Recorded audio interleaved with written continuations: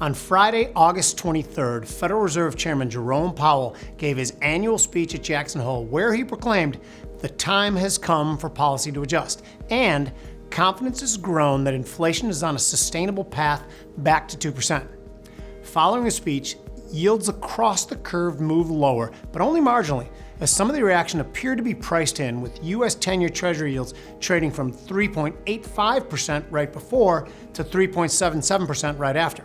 Now, one thing that wasn't explicitly mentioned was the ongoing quantitative tightening program and balance sheet runoff.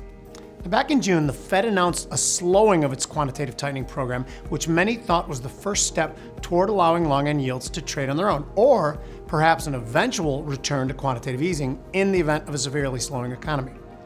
Now, financial markets seem to agree with the narrative that inflation is no longer a problem, as 10-year break-even rates, a measure of long-term inflation expectations, have gone from 2.44% back in May to a current level of 2.14%. Now, during that time, 10-year Treasury yields have collapsed from 4.6% to 3.8%.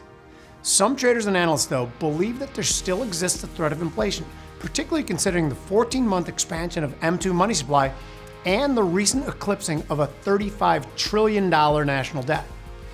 Now, if a trader believes that 10-year Treasury yields could continue to slide from here, they could sell the September micro 10-year Treasury yield futures contract at 3.83 and target a move to 2023 lows of 3.40. Now, a stop for this trade can be placed above at 4.10. This trade can make $430 if the target is reached and risks $270 if you're stopped out of your level.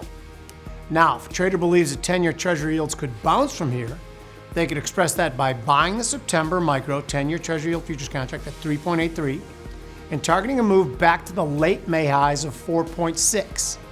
Now, a stop for this trade can be placed below at 3.40.